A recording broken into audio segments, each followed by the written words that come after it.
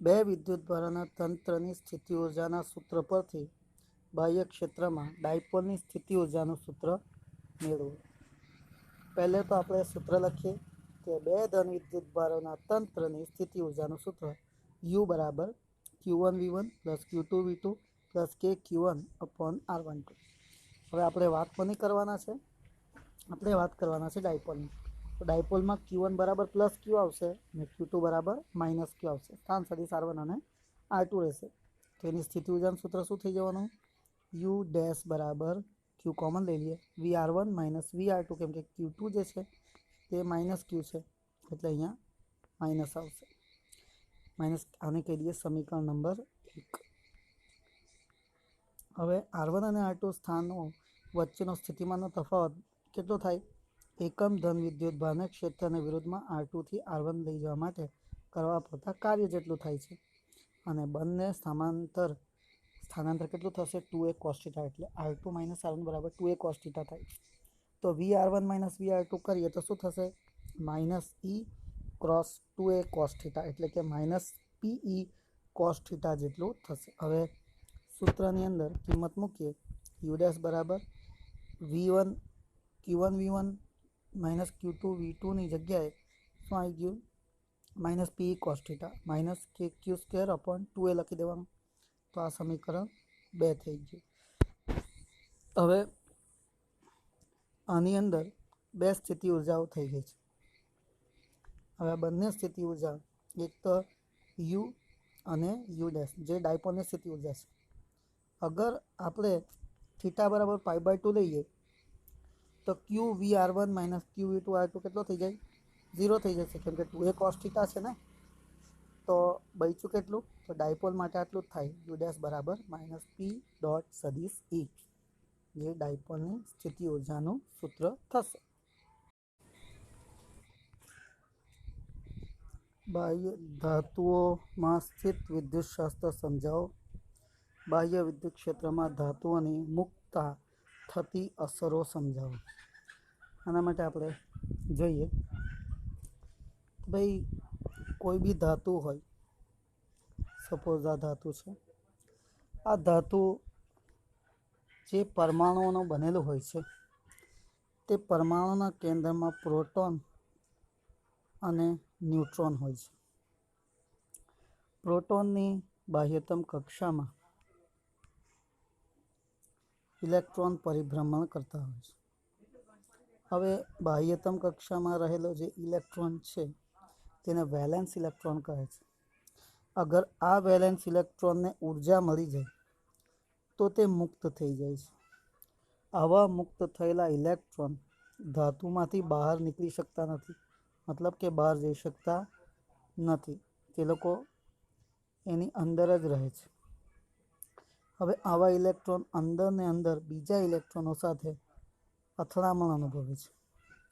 હવે બાહ્ય ક્ષેત્રમાં લાગતા બળની વિરુદ્ધ દિશામાં આ વિદ્યુતભારો જે છે એક તરફ ગોઠવાઈ જાય છે।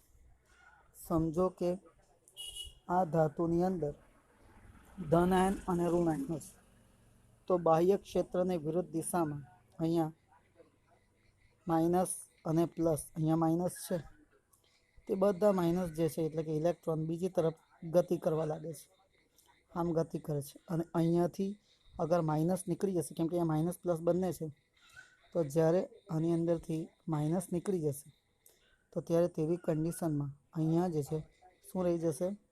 પ્લસ રહી જશે। તો ત્યારે અહીંયા ધન વિદ્યુતભાર રહી જશે અને આ તરફ જે છે ઋણ વિદ્યુતભાર થઈ જશે, કેમ કે બાહ્ય ક્ષેત્રની વિરુદ્ધ દિશામાં લાગતા બળની અસર હેઠળ એક બિંદુએથી બીજા બિંદુએ જતા રહેશે અને અહીંયા જે છે વિદ્યુત ક્ષેત્રનું નિર્માણ થશે। એને આપણે E વડે દર્શાવી શકીએ છીએ। ચાલો તો થિયરી વ્યવસ્થિત જોઈએ આપણે। ઓકે, પહેલે તો ક્વેશ્ચન જોઈએ। આમાં ક્વેશ્ચન કેવો આવી શકે છે? તો ક્વેશ્ચન આમ હોઈ શકે કે ધાતુઓમાં સ્થિત વિદ્યુતશાસ્ત્ર સમજાવો। બાહ્ય વિદ્યુત ક્ષેત્રમાં ધાતુઓને મુક્તા થતી અસર સમજાવો। હવે ધાત્વિક પરમાણુની અંદર જે ઇલેક્ટ્રોન છે તેને વાહકો કહેવાય.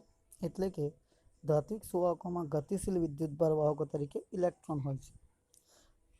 ધાતુઓ બને ને ત્યારે એ ધાતુના નિર્માણ વખતે પરમાણુઓની છેલ્લી કક્ષામાં એટલે કે બાહ્યતમ કક્ષામાં જે વેલેન્સ ઇલેક્ટ્રોનને ઉર્જા મળે તો તે ઉર્જા મેળવી પરમાણુમાંથી છૂટા પડી જાય અને ગતિ કરવા મુક્ત થાય. આવા ઇલેક્ટ્રોનને મુક્ત ઇલેક્ટ્રોન કહે છે. મુક્ત ઇલેક્ટ્રોન પિતૃ પરમાણુમાંથી મુક્ત થઈ શકે છે, પરંતુ ધાતુમાંથી મુક્ત થઈ શકતા નથી. તે ધાતુની અંદર જ, જેમ કે વાયુ હોય તેમના અંદર પરમાણુઓ કેવા ફરે છે તે રીતના ઇલેક્ટ્રોન એની અંદર ફર્યા કરતા હોય છે.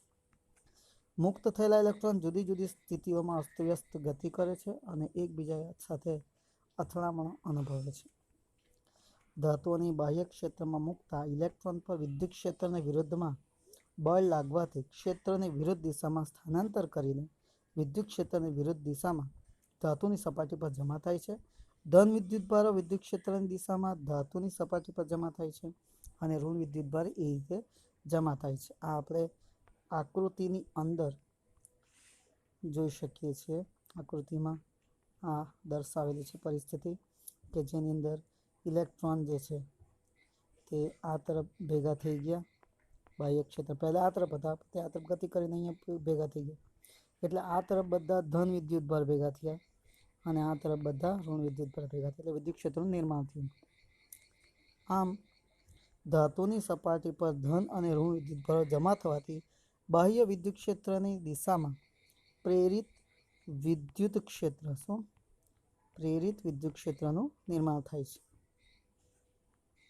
અને જ્યારે બાહ્ય વિદ્યુત ક્ષેત્ર અને અંદરનું વિદ્યુત ક્ષેત્ર સમાન મૂલ્યનું થાય ત્યારે સપાટી પર જવાનું બંધ થઈ જાય. પછી આવું થતું નથી. એક વખત સમતોલન સ્થિતિ આવી ગઈ પછી પાછું થતું નથી. ઓકે, નોંધી લો. કેટલાક અગત્યના પરિણામો સ્થિત વિદ્યુત શાસ્ત્રને લઈને આપણે જોવાના છે. તેમાંથી કેટલાક નીચે મુજબ છે. નંબર 1, પહેલે તો સુવાહકના અંદરના વિસ્તારમાં, એટલે કે કોઈ સુવાહક છે તે સુવાહકના અંદરના ભાગમાં વિદ્યુત ક્ષેત્ર જે છે તે કેવું છે? 0 છે. નંબર 2, વિદ્યુત ભારિત સુવાહકની સપાટી પર સ્થિત વિદ્યુત ક્ષેત્ર દરેક બિંદુએ કેવું છે? સપાટીને લંબ, એટલે કે આ જે સપાટી છે તે સપાટીને વિદ્યુત ક્ષેત્ર કેવું રહેશે? લંબ, દરેક બિંદુએ.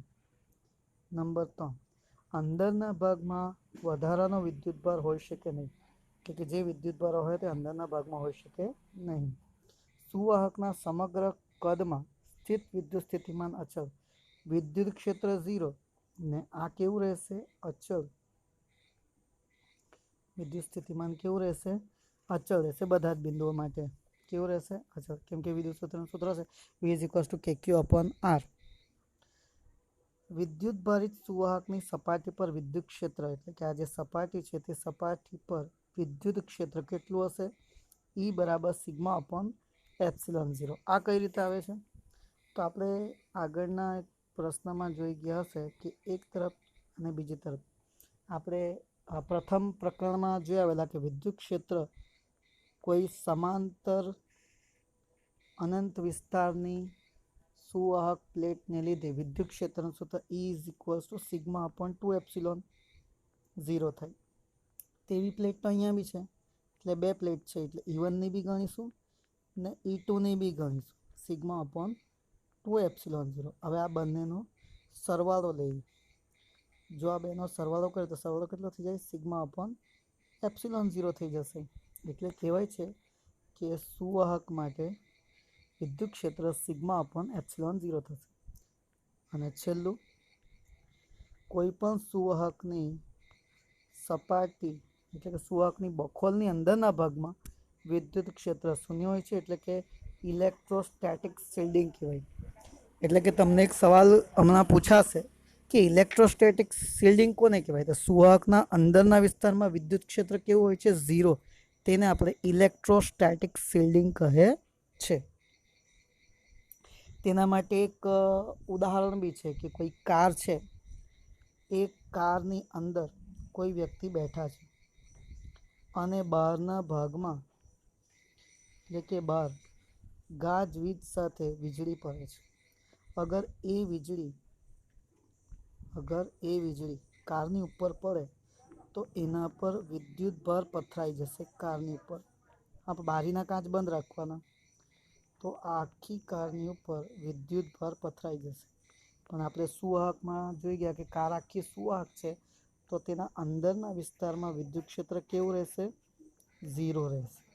તો આ જે પ્રકારનું ઇલેક્ટ્રોસ્ટેટિક શિલ્ડિંગ કહેવાય. હવે થોડું વધુ વિગતે જોવાનું છે કે સુવાહકના અંદરના ભાગમાં વિદ્યુત ક્ષેત્ર શૂન્ય હોય છે તે સમજાવો. ચાલો એ સમજવા માટે આપણે જોઈએ, જ્યારે સુવાહકની સ્થાયી સ્થિતિમાં તેના અંદરના ભાગમાં સપાટી કોઈ વિદ્યુત પ્રવાહ ન હોય ત્યારે સુવાહકની અંદરના ભાગમાં વિદ્યુત ક્ષેત્ર કેવું હોય છે? શૂન્ય હોય છે. આગળના પ્રશ્નમાં આપણે જોઈ ગયા છીએ. સુવાહકમાં મુક્ત ઇલેક્ટ્રોન હોય છે. સુવાહકને વિદ્યુત ક્ષેત્રમાં મૂકવાથી મુક્ત ઇલેક્ટ્રોન પર બળ અનુભવે છે અને ઘસડાય છે. આ સ્થિર મુક્ત અવસ્થાના ઇલેક્ટ્રોન અને ધન વિદ્યુતભાર સુવાહકમાં એવી રીતે વહેંચાય છે જેથી બંને વિદ્યુતભાર હોતો નથી. તેવી રીતે અંદરના સ્થિતિમાં વિદ્યુત ક્ષેત્ર શૂન્ય થઈ જાય. એટલે કે અહીંયા વિદ્યુત પ્રવાહ ઘનતા શૂન્ય થઈ જાય. એટલે વિદ્યુત ક્ષેત્ર શું થશે? શૂન્ય થઈ જશે. પરંતુ વોલ્ટેજ બધી જગ્યાએ એક સમાન રહેશે. વિદ્યુત પરિઘ સુવાહકની સપાટી પર વિદ્યુત ક્ષેત્ર સપાટીમાં દોરેલા લંબ જેવું હોય છે. હવે આપણે જોવાના છે આગળના અગત્યના મુદ્દામાં જોઈ ગયા છે કે એના જે સપાટી પર વિદ્યુત ક્ષેત્ર છે તે કેવું હોય છે? સપાટીને લંબ હોય છે. એટલે કે આ જે સપાટી છે તે સપાટીની ઉપર આવેલું વિદ્યુત ક્ષેત્ર એ સપાટીને કેવું હોય છે? લંબ હોય છે. આપણે હવે એના માટે જોઈએ.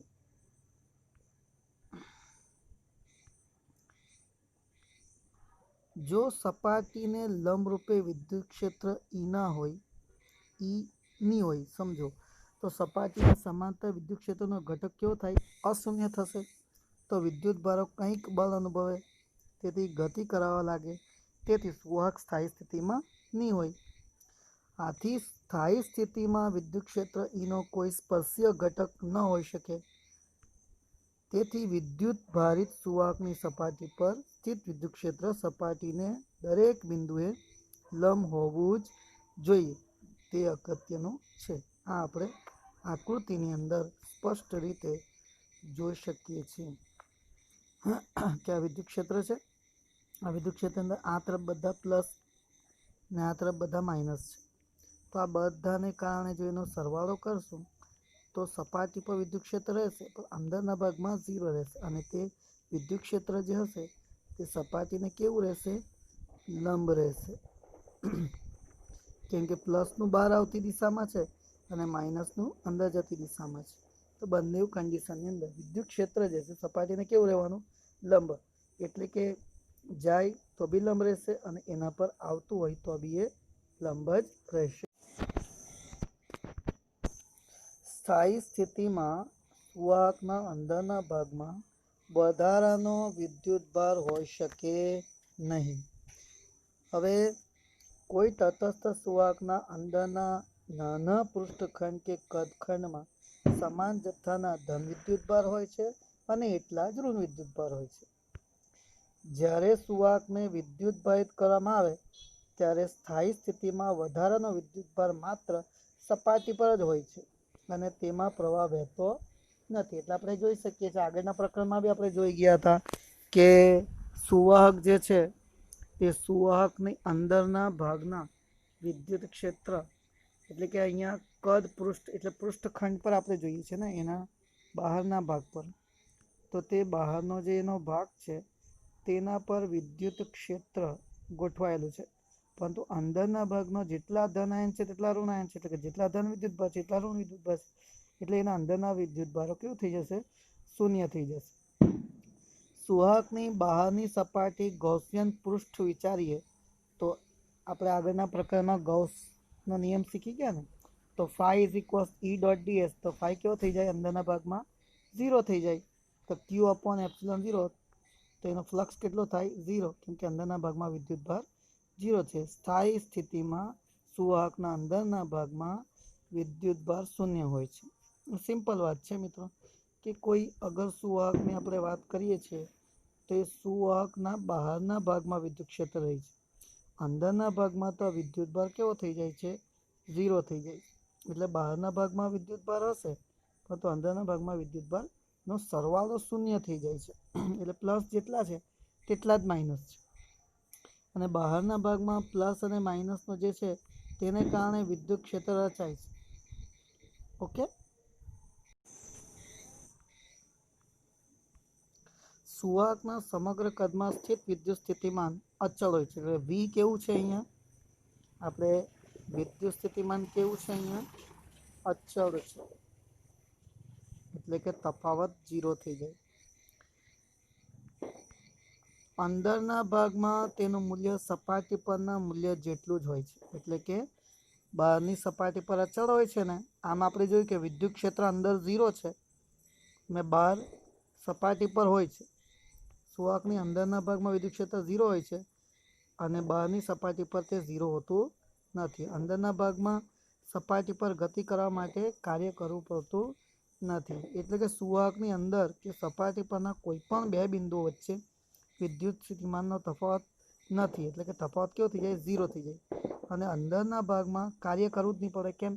કેમ કે આપણે આગળના ભાગમાં જોઈ ગયા છે કે W is equals to Q into V. પણ આ વી જે છે તે અચળ છે, એટલે કે ડેલ્ટા વી શૂન્ય થઈ જાય છે. એટલે કે કોઈ કાર્ય કરવું પડતું નથી. એટલે કે એના પરથી આપણે કહી શકીએ કે સુવાહકના અંદરના વિસ્તારમાં વિદ્યુત સ્થિતિમાન બધી જ જગ્યાએ અચળ રહે છે. જો સુવાહકને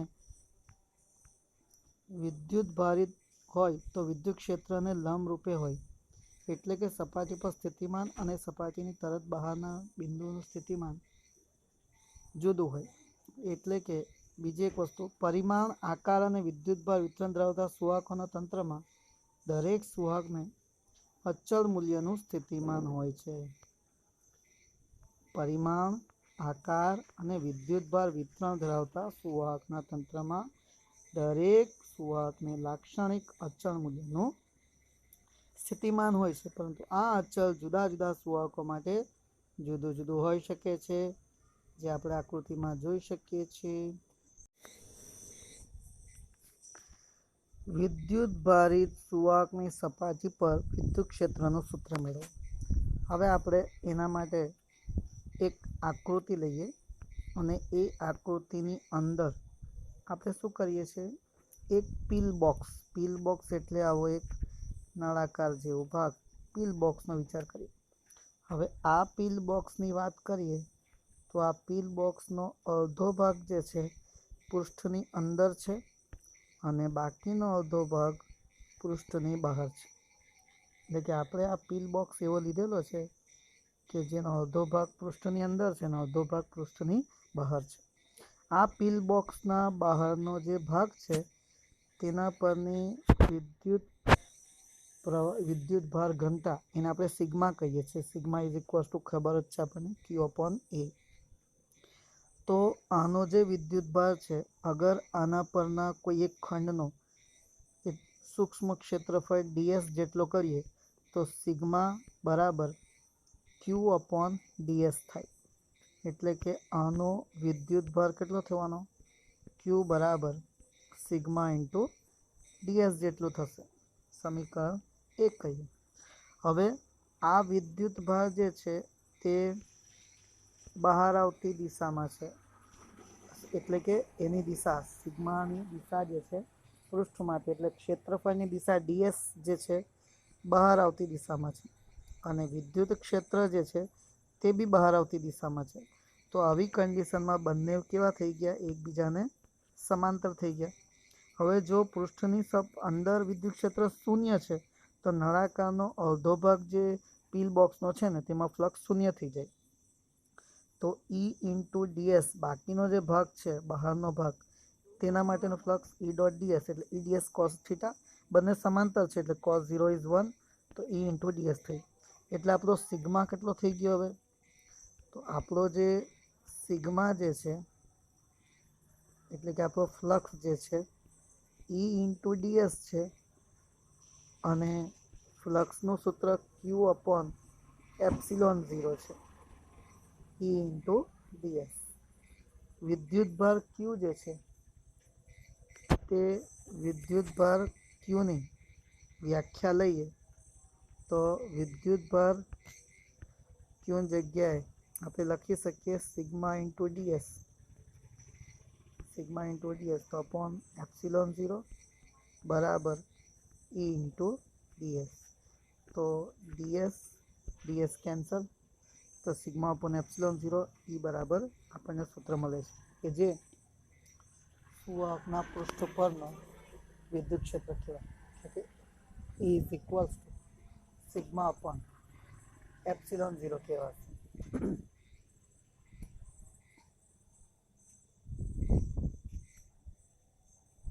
ફરી પાછું એકવાર જોઈ લઈએ વ્યવસ્થિત વાંચીને.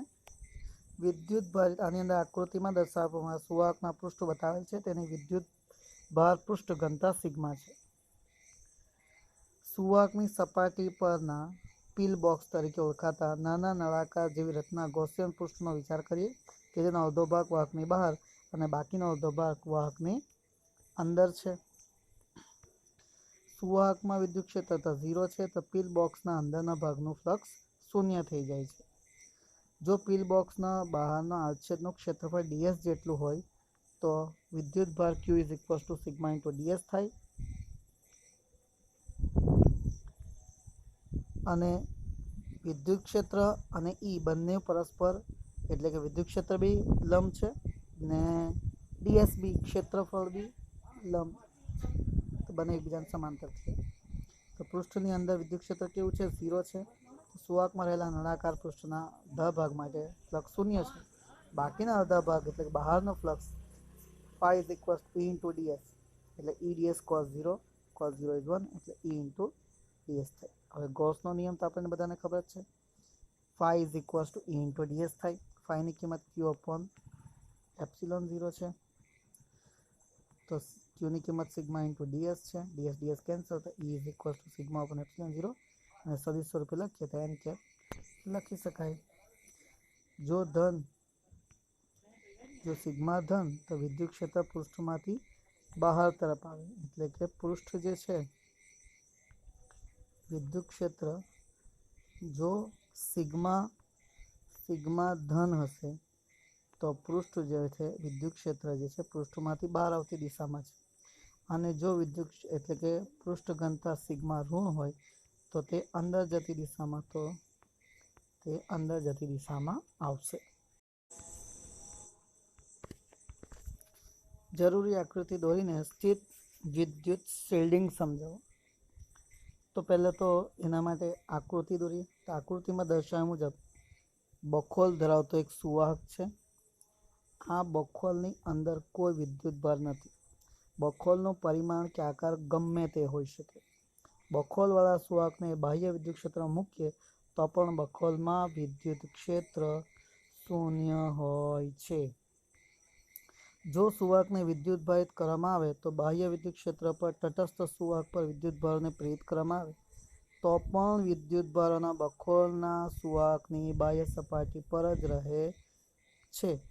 સુવાહકની અંદર બખોલની બહાર વિદ્યુત અસરો હંમેશા સુરક્ષિત રહે છે. તેથી જેને આપણે એટલે કે બખોલની અંદરના ભાગમાં બહારના વિદ્યુતભારોની કોઈ અસર થતી નથી. એને શિલ્ડિંગ કહેવાય છે.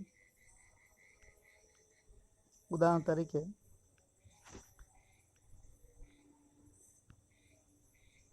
આપણે કારમાં બેઠા છે, આ મર્સિડીઝ છે, આ કારની અંદર આપણે બેઠા છે અને જો બહાર વિદ્યુતનો કોઈ જીવંત તાર એટલે કે જે તાર જે છે કે જેમાં વિદ્યુત પ્રવાહ વહી રહ્યો છે તે આપણા પર પડી જાય. શું થાય? તે આપણા પર પડી જાય તો ત્યારે શું થશે? બહારના ભાગમાં વિદ્યુત ભાર પથરાઈ જશે પણ અંદરના ભાગમાં એની કોઈ જ અસર જોવા મળશે નહીં તો ત્યારે તેવી કન્ડિશનમાં આને ઇલેક્ટ્રોસ્ટેટિક શિલ્ડિંગ કહે છે અને આપણે જીવ બચી જાય છે.